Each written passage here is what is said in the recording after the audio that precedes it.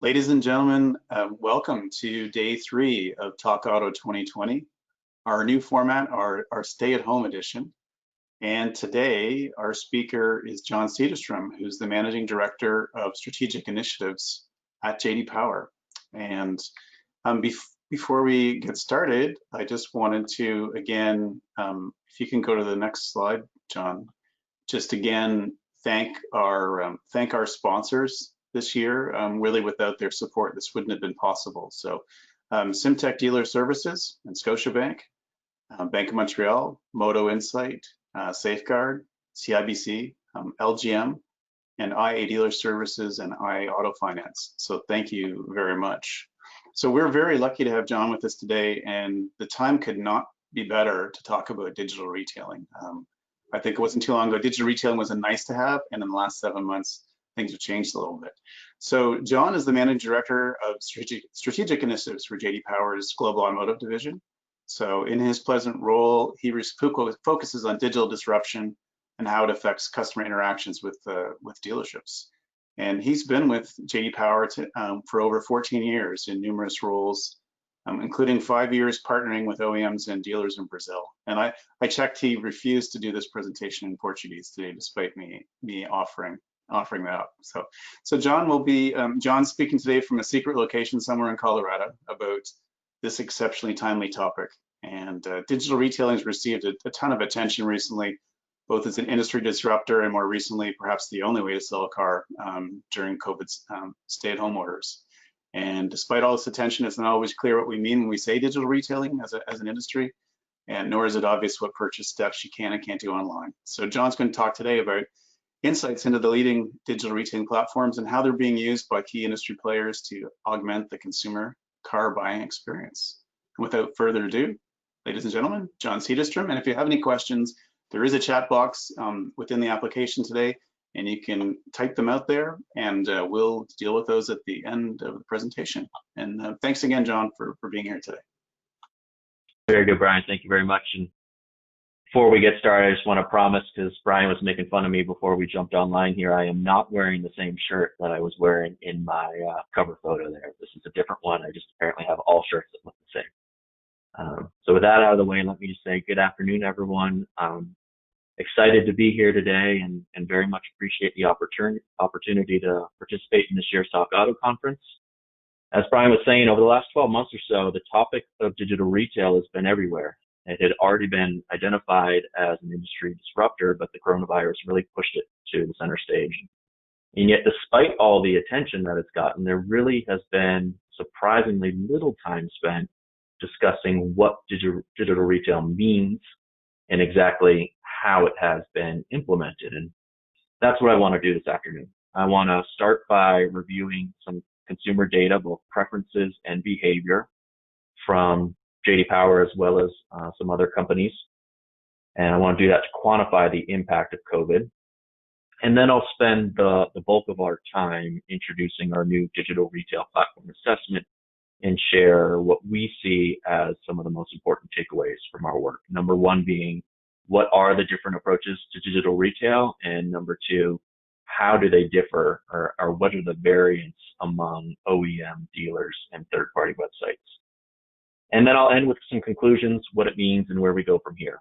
But before we get started, I want to admit that the majority of our work thus far has been focused on the US, and I'm going to apologize ahead of time for some US focused data points from consumers. But when it comes to the actual digital retail platforms, what we've seen is that the same technologies are available both in Canada as well as in the US. So starting with the market conditions, and I want to say a few things out loud that I think most people know and agree with, but it's important to say them because it establishes why we're talking about digital retail. And that is that the process of buying a car hasn't evolved to keep pace with other industries. It's still designed to require an in-person transaction, and there isn't a customer champion. Instead, the shopper is often left to negotiate, or in their minds, maybe battle with multiple people within a dealership. As a result, information isn't shared freely. You have to identify yourself to ask for the price of a product, and that's pretty strange when you think about the other things that you buy. And even when you ask, the shopper doesn't always get a straight answer. So as a result, buying a car is time consuming. And in our various studies that we've done, we see on average about 11 hours spent by each consumer doing research online before then going to the showroom and spending 4 hours executing the transaction.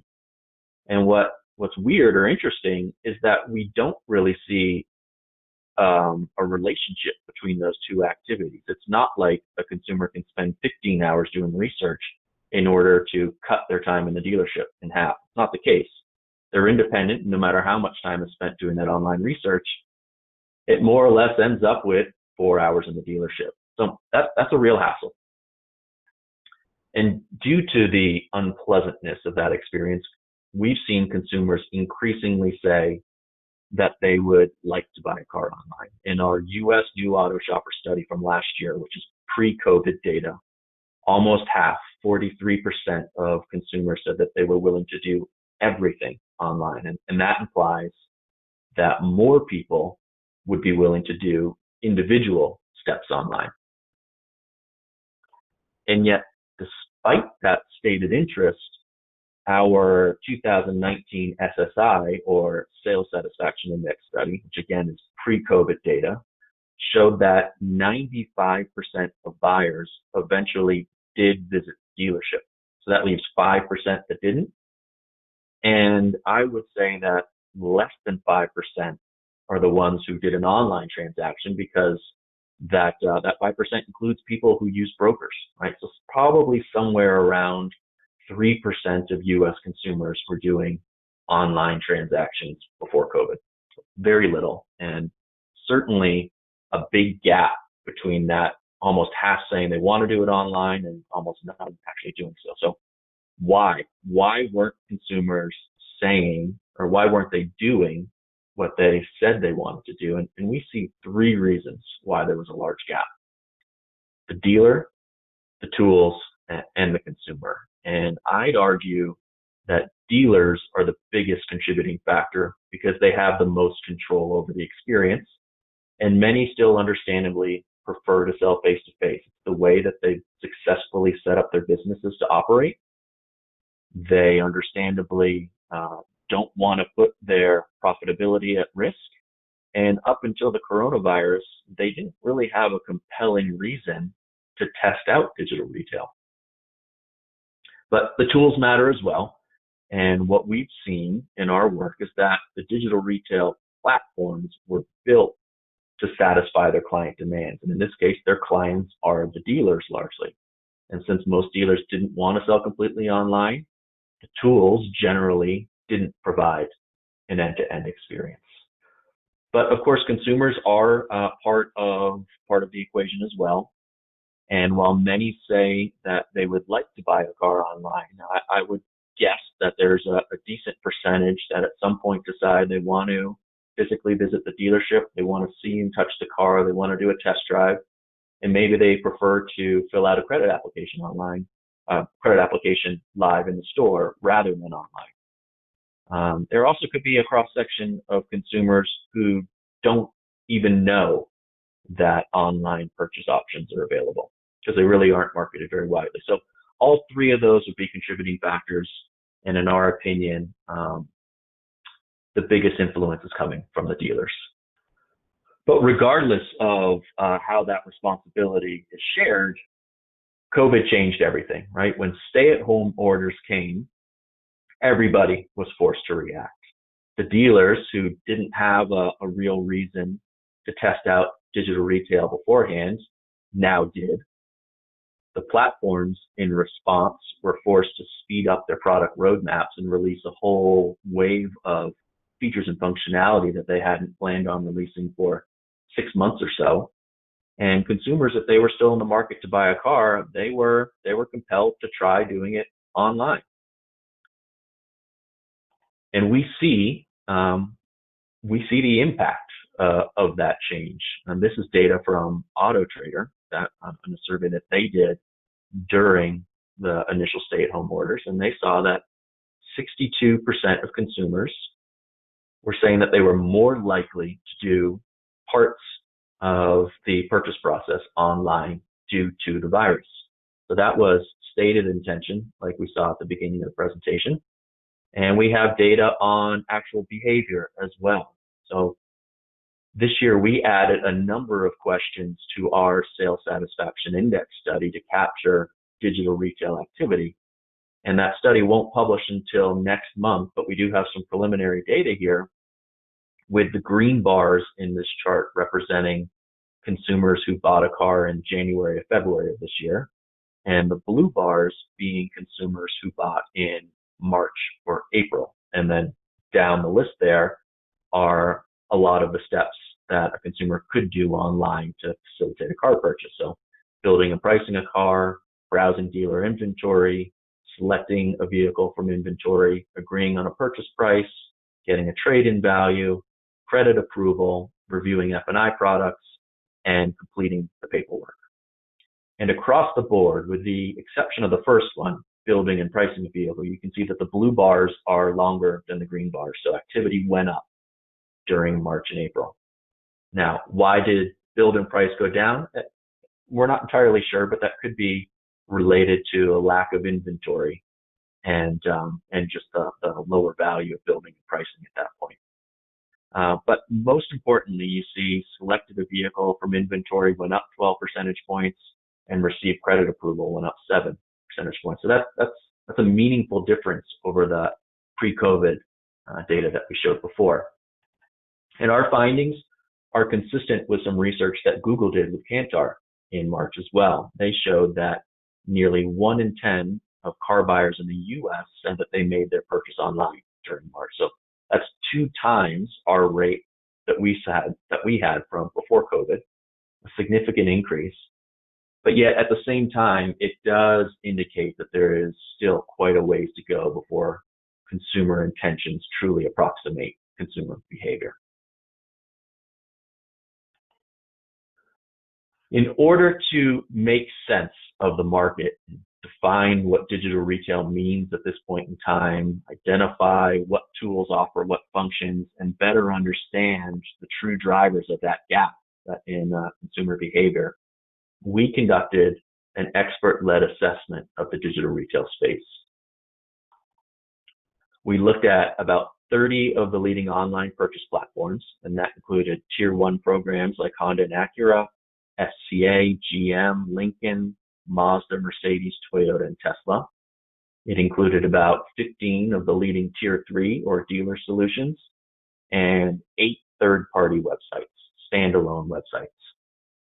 We did that work in April and May of this year, and we approached our analysis in 3 steps. First, we went to the home pages of each one of those platforms to review the capabilities that they advertise, what they marketed as available functionality. Number 2, we went on live implementations for each one of those platforms to experience it ourselves as mystery shoppers and to verify that what they were marketing as available truly was, that we were able to see it as a consumer, right? And typically that meant that we went up until the credit application. And then thirdly, we recognized that in the case of dealer tools specifically, what would be turned on or chosen to be activated in an implementation was ultimately controlled by the dealer and didn't necessarily reflect the full capabilities of the technology partner. So in those cases, we had live demonstrations led by the platform provider to see what the full gamut might be. And we had 2 or 3 people conduct each one of those steps for every single platform in order to make sure that we remained objective and consistent in our evaluations. And what we did with that is we organized our findings around 10 steps that we see as being the key components of an ideal online customer experience. So we have initially how the customer comes into the platform, typically through research, trying to identify which makes and models are right for them, which trim level is right for them. From there, once they know that, moving on to find inventory, searching inventory, typically on a dealer website, identifying what the true price of the car is, not just MSRP that they might have seen through their research, but what is the price of the car after incentives and personalized offers for loyalty or college grads, as well as the dealer discount, identifying how much their trade-in is worth, looking at credit options and how that translates the price into a payment, maybe choosing to add F&I products or accessories, and then almost certainly at some point stopping and saving their progress, as we highly doubt that a customer is going to go through this all in one sitting.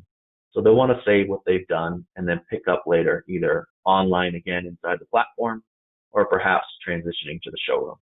Now, if they choose to do it online, then that would mean completing e-contracts and then arranging for delivery of the vehicle, either at home, at their office, or maybe at the dealership.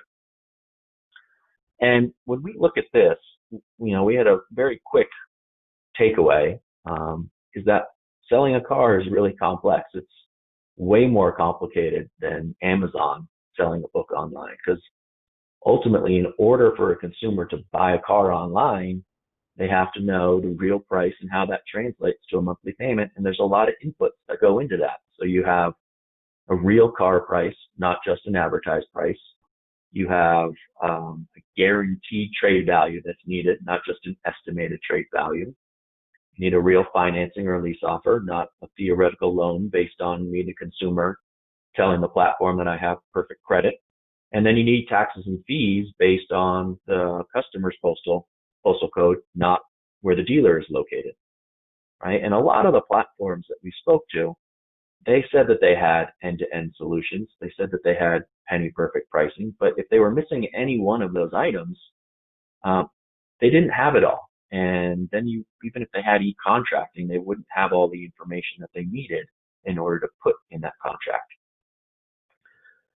So that was the first takeaway. The second takeaway is the effort or the activity to get all those inputs is not one-sided. The dealer can't just come up with all of those figures on their own. It requires input from the customer.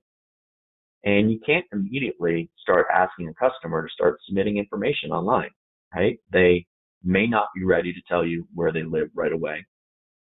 They probably don't have their VIN number in order to get a firmer trade offer. And almost certainly they're not going to want to fill out the credit application right away. So the best platforms that we looked at approach this process in stages with flexibility for the customer. And let me use credit as an example of that. There are three ways that platforms can approach credit. One is, like I said before, that customer estimated credit tier or range that's often found in that upfront payment calculator. That's a good starting point. But after the customer decides what vehicle is right for them and they really want to hone in on what the monthly payment is to get it to within $10 or $20, that's when a soft credit pull can come into play and really help the customer out without hurting their credit score.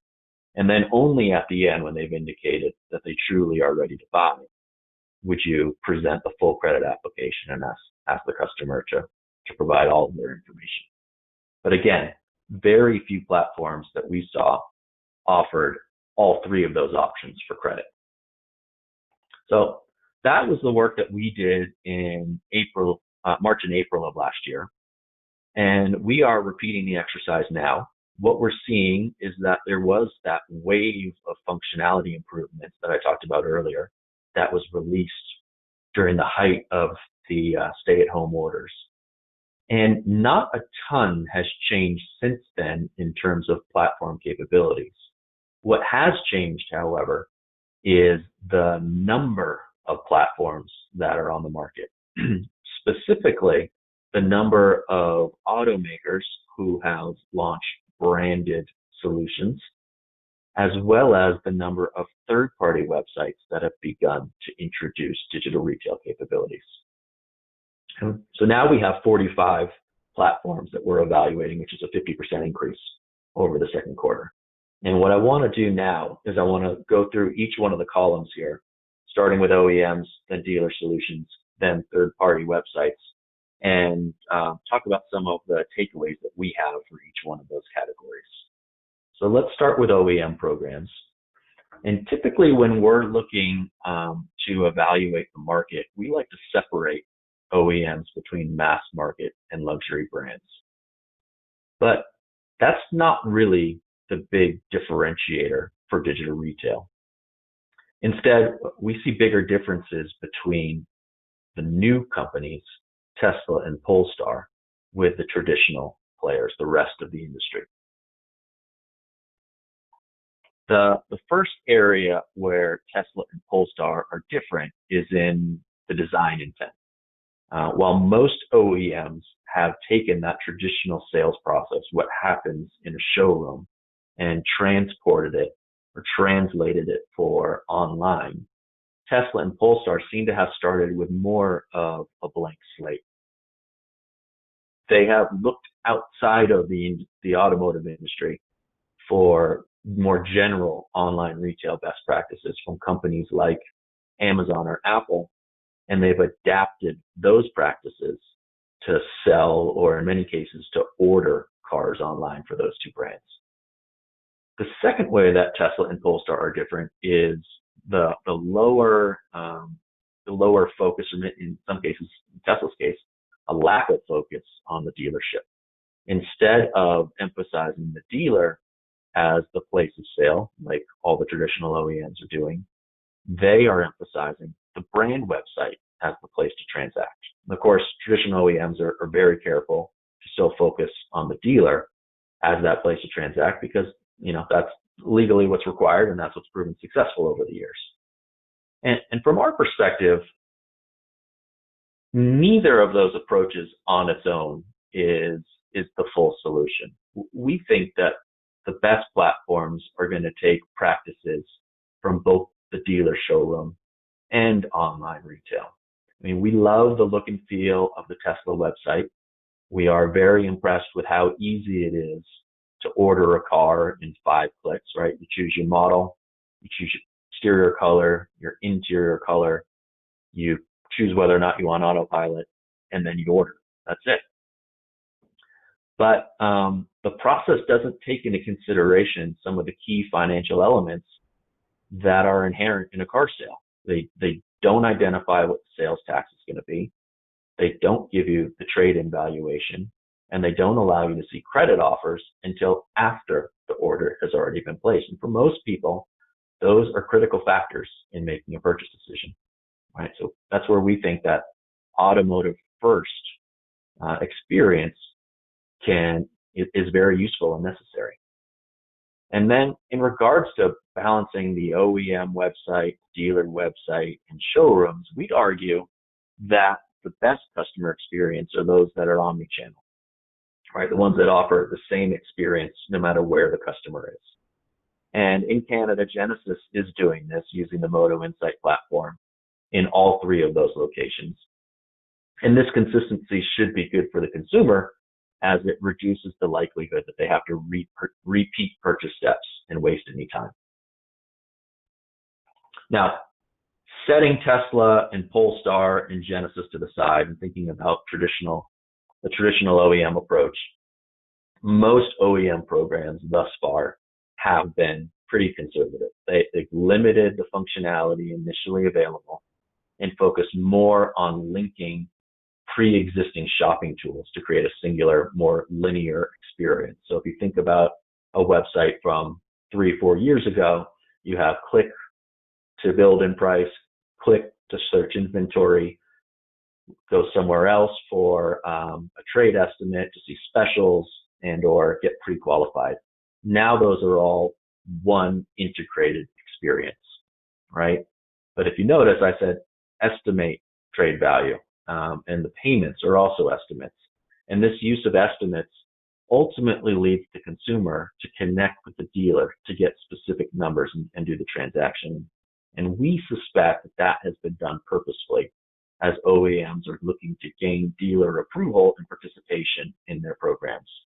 And what we think that will happen going forward is that as OEMs prove the value of online sales, as the question of what is the impact on profitability, as that is addressed, we expect that OEMs will quickly roll out additional functionality. But for the moment, what you see on the right-hand side of this chart here is that we are often left with OEM platforms, which are good for a shopper that's looking to know the price of a car before they go into the dealership, but they aren't solutions for a customer that's looking to transact online. For that consumer, an OEM program is most often going to be disappointing right now. So now, just to bring that all together and thinking about OEM programs, program advantages and disadvantages, on the plus side, you have a single solution, single branded experience that should lead to a customer journey that is more intentional and more consistent. You also have an advantage in that an OEM can use the elements that are on a tier one website to link research to shopping to purchase, right? The build and price to find inventory to buy now. And that's great to have that all in one place. It also is an opportunity for OEMs to leverage targeted incentive programs to try to close that gap that we were talking about earlier between customer intention and customer behavior. And I think that the combination of a personalized offer to a consumer to upgrade their vehicle to a new one for a similar or lower monthly payment that links to a digital retail platform where that customer can explore their choices in a relaxed and convenient environment, it would be great for all parties. And for the consumer, it's just that it's convenient, it's no pressure, and you can do things without really committing to going to the dealership and having a full discussion. For a dealer, it would be a low effort source of sales and a reason to test out digital retail. And then lastly, for the OEM, it's a controlled environment to get the most out of their incentive budget. So that's why we included that here, and we think that that's a big opportunity for digital retail going forward. Now, some disadvantages with OEM programs is some stuff that I've already talked about, right? So success ultimately depends on dealer participation. Outside of Tesla, like I said before, OEMs are not looking to change the highly successful dealer model and sell directly to the consumer. That's not on the table. So that requires collaboration between the OEM and the dealers, and thus far, as I was explaining, has led to reduced features and functionality.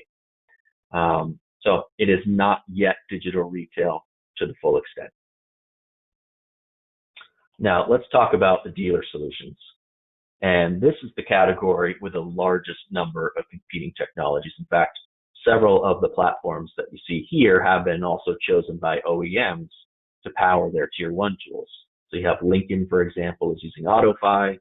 Honda and Acura are working with Modal. Polestar, like Genesis in Canada, is working with Moto Insight, and Mazda works with Roadster. All right. But as we look at those brands, you see platforms which were created for specific and differing purposes. Right? On one hand, you have some companies like Roadster, Online Shopper, TagRail, that were initially focused on helping customers find and merchandise the right vehicle. And then on the other hand, AutoFi, Darwin, and some others have financial origins and were built originally to structure a deal. And what we're seeing as time passes is some market convergence. As platforms add functionality, the differences are decreasing. So you have the merchandising platforms adding in the financial capabilities, and then vice versa, right? The Darwins and the AutoFi adding in search and merchandising capabilities. Another difference across platforms is the intended customer experience. So Accelerate, CDK Connected Store, Dealer eProcess, and some others, they offer the customer an independent experience online, where they largely work alone, which is one of the draws of transacting online for a consumer. Alternatively, you have CarNow, Gubagoo, and Prodigy that encourage shopper interaction with the dealer through the use of built-in communication channels that allow customers to ask questions. And that's a valid approach as well. With many consumers going through this the first time, they may not know how it works, or they may have questions about what they can do and what comes next. But regardless of the approach, what we see, generally speaking, is that these dealer solutions are a step ahead of the OEM programs in terms of available functionality. That they're more likely to have an integrated credit application with real-time decisioning. They're also more likely to include elements like service contracts and accessories, and in some cases even e-contracting. So in that way, what we're showing here, and this is a bit of a framework on the right here that we are adapting from AIM Group and Automotive Ventures, a report that they did recently. But what we have here is that the dealer solutions could be better for consumers who want to at least arrange financing. So go a step beyond just knowing what that price is and arranging financing before going to the dealership. The one caveat, and this is a pretty strong one that I'd add to that, is there is a difference between what is available and what is implemented. So while a dealer solution may provide more functionality or offer more functionality, that doesn't mean that the dealers who are using these tools are choosing to make full use of those platforms. And as we've been discussing earlier, dealers are often choosing to play it a bit conservatively at first and to not turn on things necessarily like that, the credit decisioning and e-contracting, et cetera. So in the end, what we see is the actual shopping experience on Tier 3 is pretty similar to what's available on Tier 1, at least today. So advantages to dealer platforms. First and foremost, there's a direct connection between the customer and the dealer, who is the seller, right? So that's great for the customer. And the tools are located on the dealer website where the customer is most likely ready to start to transact, where they want to start their purchase. And then finally, dealers are well positioned, in many cases better positioned than OEMs, to offer special touches to the customer. Things like chat functionality to answer questions about their process or about their vehicles, their inventory, the option to do a remote test drive, a guaranteed trade value, a worry-free return period, or other things that can help overcome obstacles that are unique to selling a car online. Some disadvantages for a dealer implementation is what we've been talking about, that dealers seem the least interested in selling cars online initially. They have more to lose. So there's concern about front and back end grosses. That makes a lot of sense. The initial anecdotal evidence that we've heard, and this is largely coming from the platforms themselves, so it could be biased, but what we've heard is that front end and back end is at least the same, and in some cases may increase with online sales. Now, that could be the result of the initial customers who come into the platform being the ones who most value the time and convenience gained by buying a car online, and therefore they're willing to pay a bit more. But at least it's encouraging news to start. And then finally, what we've seen is that when you go to some dealer websites, not all dealer websites, but some, the digital retail options can be lost in the noise. You can have buttons for get an e-price, estimate trade, get pre-qualified, schedule a test drive, and then buy online. It's hard as the consumer to know which button is truly the one that you're meant to click in order to start the transaction, right? And if you have get e-price and buy online, why would I click buy online until I know what the price is? All right, so those were the dealer solutions. And then the last category we have here are those third-party websites. And we've broken them into two categories. On the top here, we have newer websites, which have largely been created to sell used cars online. And then in the bottom box, we have some more traditional websites like Auto Trader, Edmunds, and Cars, along with some new websites like Deliver My Ride and Joy Drive, all of which help dealers sell both new and used cars, right? So the difference is used cars on top, inventory usually owned by the website themselves, and then on the bottom we have new and used cars, inventory often owned by the dealer. And if we think about the top box, there's a singular focus on the transaction, right? Because they own the inventory. The revenue they get is from the car sale. And what we see in our initial analysis is that these are among the most seamless and complete user experiences. With the bottom box of websites, those websites have a multitude of uses. There's model research, there's vehicle and dealer reviews, there's inventory search, etc. And they get their revenue from advertising and dealer sales. So They weren't originally built to sell cars online. However, they are rapidly adding digital retail capabilities or components. So if we focus just on those used stores for a moment, though, those used storefronts, we see third-party websites overall as offering the most complete and end-to-end experiences. They have a greater control over the experience than OEMs. They have less to lose than dealers do. And they're using that opportunity to allow the customer to buy a car online and have it delivered to their home. And so how are they doing that?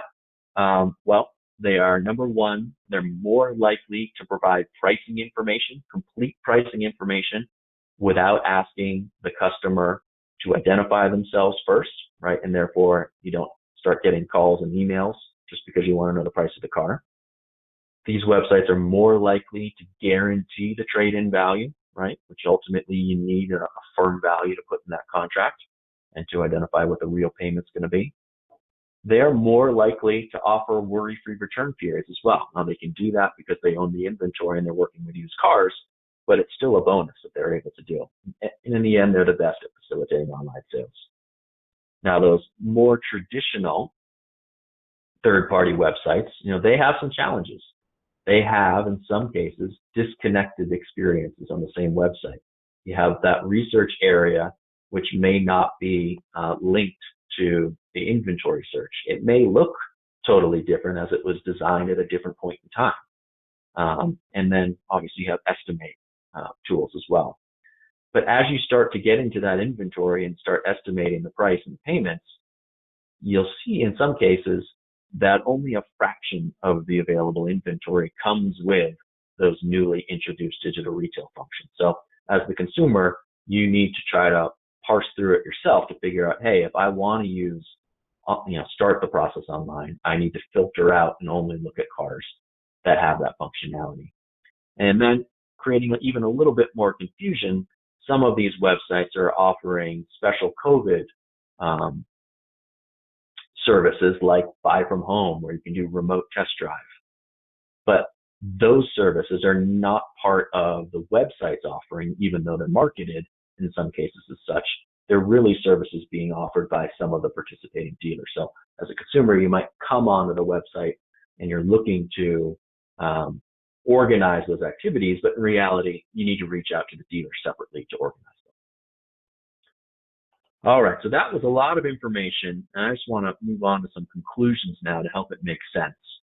And the first takeaway for us is that we are still in the middle of the transition to true digital retail. So despite all of the conversation and the attention over the last 12 months or so, and this perception perhaps that we are allowing for online purchases now, in most cases we're not. What we're doing at this point is really taking those individual shopping tools that were already available, the things that we talked about, the build and price, the search inventory, the get pre-qualified, the get a trade estimate, and we're creating a more unified linear experience. But we're only just beginning to move towards end-to-end online purchases. The technology is there, but we're only just moving there in practice, right? But the genie is out of the bottle. So even though the numbers are small, we saw 3 to 5% pre-COVID, we saw 10% of cars being sold online during COVID. We know that consumer demand is going to increase as people who have been through it, either part or fully, as they talk about their online experiences with friends and family. And this reminds us of Forrester research from a couple years ago that showed that customer experiences outside of the automotive industry, in any industry, right? Those influence the customer expectations in automotive or in whatever industry or whatever company they're working with. So in other words, if a person can order shoes online and return them when they don't fit, if they can get numerous quotes for insurance products online, and if they can sign mortgage contracts online, they're rightfully going to question why the auto industry can't provide a similar experience, right? It's common sense. Now, does that mean that most, if not every consumer is going to buy through a digital channel in the foreseeable future? So in 5 years, 100% of sales will be online? Absolutely not, right?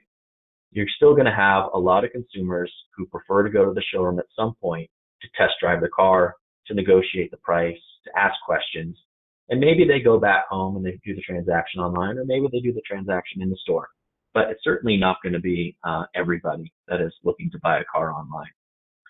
And what we believe is that the industry needs to do a better job of providing customers with options, right? So here we have the three paths that we talked about already: the know the car price before going to the dealership, the arranging financing before going to the dealership, or buying completely online without going to the dealership.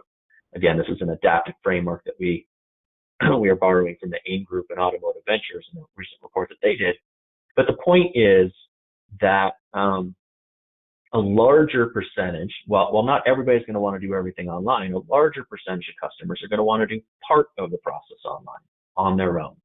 And it's our responsibility to provide that flexibility and freedom to choose their own adventure, to chart their own path, and to create off-ramps throughout the process that allow the customer to transition to the showroom whenever they want to, without wasting or losing all of the progress that they already made online. So right now, what we see with digital retail, and I've been alluding to this throughout the conversation, is that most of the implementations aren't intended to sell cars online.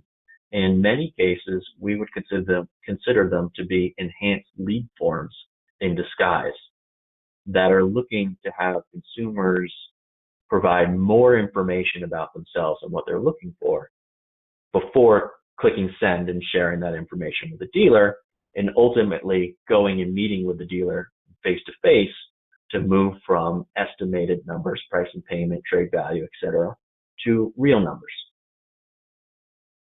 And the things that we see are most often missing right now, getting back to some of the original slides that we talked about, are on the top row here, components of that penny perfect pricing, right? So the fully discounted car sale, the car price with the dealer discount, the OEM incentives, taxes and fees, etc. That would be one thing. A guaranteed trade offer, or a firm trade offer rather than just an estimate, would be another.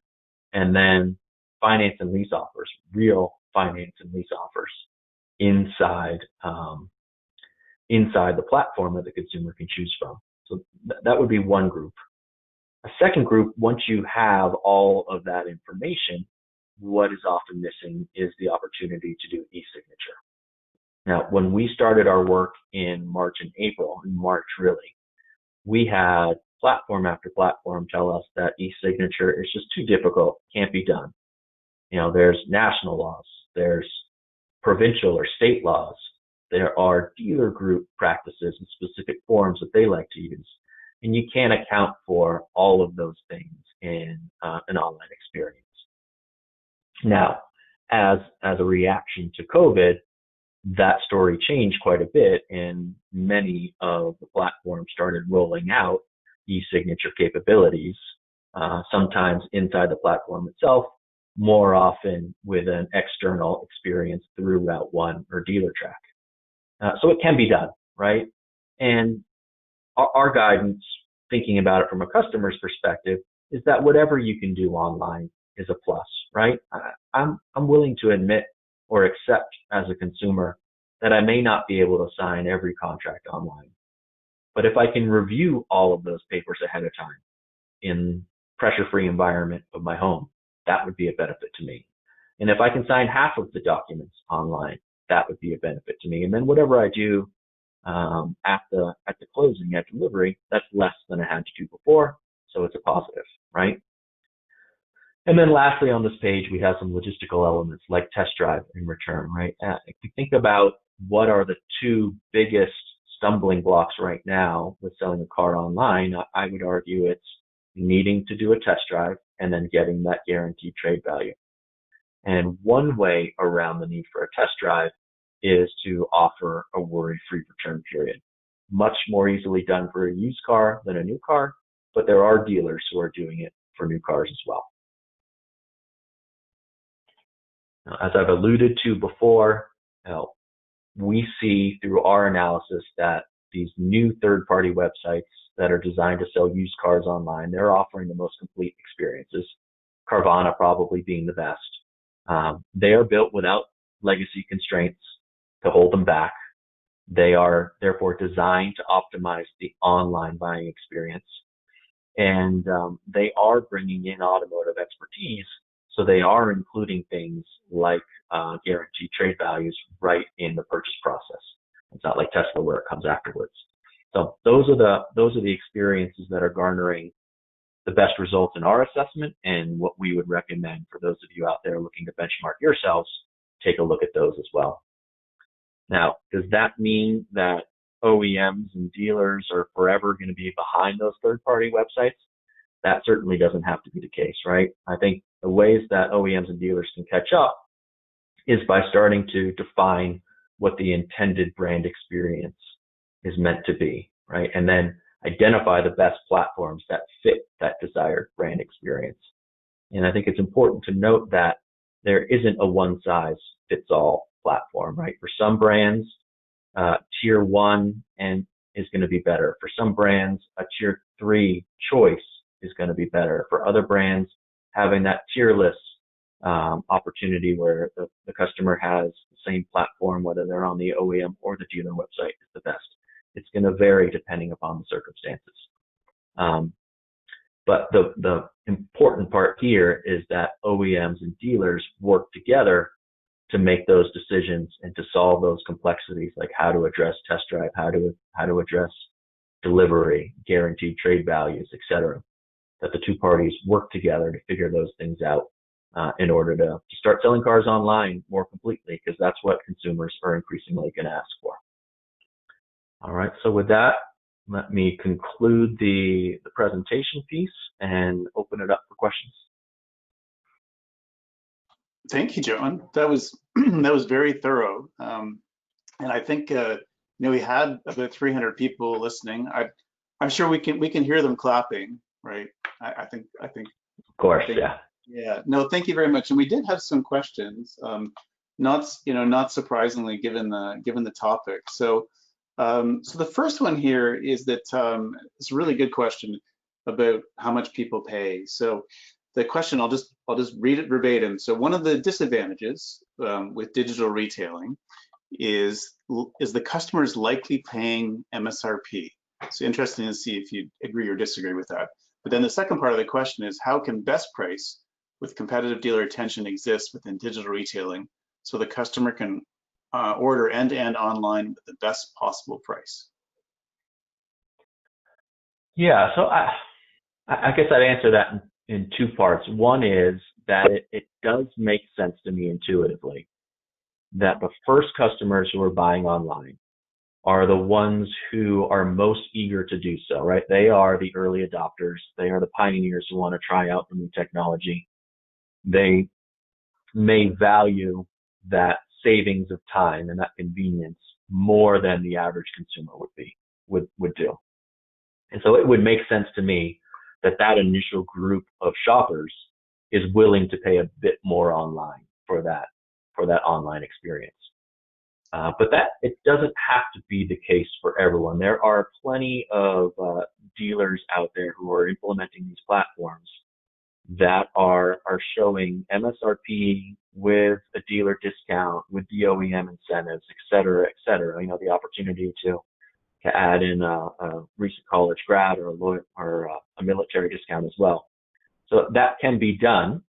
And then on top of that, there are platforms, and I mentioned a couple of them, that have built-in communication tools that can be used for a number of purposes. So they can be used to talk about vehicle features, or they can be used to talk about pricing concerns as well. So I don't think it has to be an MSRP sale online, although it may have started that way. I'm just curious, like, do you think that the transition to digital retailing will make something like no haggle pricing, which Saturn tried, a long time ago? Do you sense that will become more commonplace, or do you think it just depends on the channel, or what do you think? I think there's going to be variability still. I mean, if you look at Carvana and Vroom and Shift, a couple of those used used car focused platforms, they have set pricing, right? There's no haggling on those. Some of the dealers that have implemented this have fixed pricing as well. But I don't think it's necessarily going to be the case for everybody, right? I think there's others that are gonna allow still for negotiation to take place. I think the bigger question is, how is that negotiation going to take place within the platform, or is it going to be on a separate phone call and then the dealer submits a new deal through email where the consumer gets a link and they go back into it? That could be an avenue as well. Okay. Yeah, and the next question is about the financial institution's role in all of this. So verbatim, it says, where in the mix of OEM and dealerships and the startups do you see financial institutions playing a role? How important is that role? And, especially with respect to credit approval.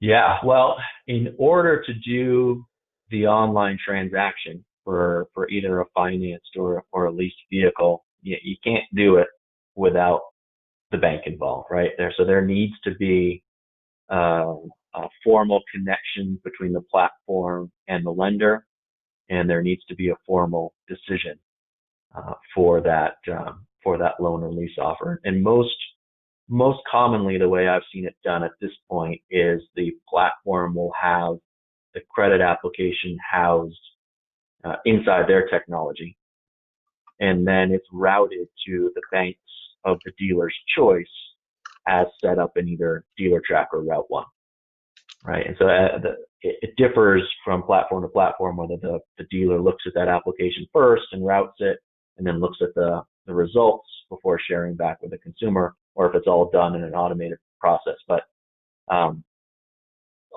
think all of the platforms that we looked at do have pipes that connect the dealer to the financial institutions. Okay. So another one, and actually they're coming in quite quickly, so we might not get to all of them, but one question here is asking, is the part of the problem getting traditional sales managers and salespeople at the dealership to see the value of the online lead versus the customer coming through the door over the phone? Are we still dealing with that? Because I think that's been around as long as I've been in the car business, for 20 years or so now. So. Yeah, a different topic than necessarily the one that we were talking about today, but really important. What we've been asking our clients to consider is the makeup of their sales staff, right? You're going to have customers who are still coming into the dealership that are going to look for one type of experience with one type of person, perhaps, and that may not be the same experience or the same person delivering the experience to them online, right? So think about the makeup of your sales staff and maybe hiring different types of people to work with different customers. And also beyond that, there's a question of when it happens, right? So a lot of the people who seem to be using the digital retail platforms are doing so after they get home from work, maybe after dinner when the dealership is closed. And a traditional approach would be to collect those questions as they come in and then respond in the morning. A more proactive way of approaching that is to say, hey, maybe we don't need everybody on our team working from 9 to 5. Maybe we need a person or two working evening hours who are available to facilitate a sale with customers who are online at that point. Yeah, no, that's a good point. So the pajama shoppers, we can call them, right? So. Yeah. So there's That's right. Okay, I was going to find the other one. Okay, there was sort of a follow-up to the financial institution question, and that was, in your research, have you found any lenders or banks playing a broader role than simply just financing, the credit financing in the purchasing journey? Have you seen banks doing more, adding value to it? Yes, right. So I think digital retail is an opportunity for financial institutions to more actively participate, right? They can set up digital retail platforms on their websites, and they can even go so far as to make some of those targeted offers that I was talking about, marketing to their customer base. I think a stat that I saw a while ago is that there's about 10% loyalty for consumers in the US to their lender. And so one of the ways that the lenders could overcome that and increase their loyalty is to be more proactive in the process and send out those offers, directing a consumer to their chosen digital retail platform, as long as they have a network of participating dealers, and then to allow the customer to structure their deal using that lender's loans. So I absolutely think that's an opportunity. Yeah, no, I strongly agree with that too. So it's and I think we got time for one last question. So I mean, I'll throw in one that I have, and I think my observation, I guess, you know, of so many aspects of human behavior is that we're all kind of creatures of habit. So given what's going on out in the world now, I mean, 5 years from now, you know, hopefully when this is all distant memory, like how much do you think people will, their behavior will go back to, well, I'm going to go down to my local dealership in person, or do you think this will have some lasting change in how people shop for vehicles? The fact that we've been sort of forced to do it right now, and will probably be that way for a little while longer. So.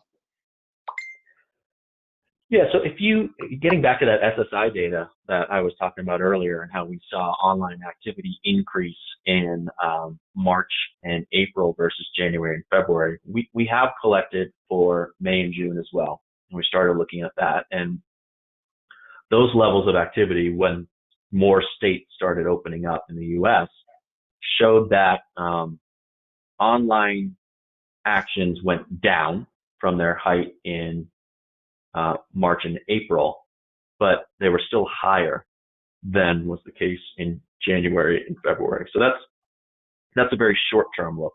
And what I would imagine will happen in the medium or long term is that you're going to start to see consumers that fall into all buckets, right? Some will want to do everything the old way, some will want to do everything the new way, and most will fall somewhere in the middle, right? And that knowledge or awareness that middle ground exists, or it's an option, will increase as more consumers go through the experience and start talking to each other, right? Because I think right now, most people don't know what they can do online. I think that's the reality. Oh, okay. Well, on that note, first and foremost, thank you very much, John. I know you're a busy guy, and that was a very thorough overview of a pretty timely topic. So thank you. I also want to remind everyone that there is a handouts tab in the application for the conference today, and in there is handouts from Scotiabank and from Simtech Dealer Services. And again, I'd just like to thank all of our sponsors for their assistance with the conference. You know, much appreciated, and I hope that you can join us tomorrow as well, when JD Nye is going to speak to Don Romano, the president of and CEO of Hyundai Auto Canada. And I bet there'll be some digital retailing questions in there somewhere. So yeah, so once again, thank you to all our sponsors, and hopefully we'll see everybody again tomorrow. So thanks, and thanks so much, John. Thank you. Thanks, Brian.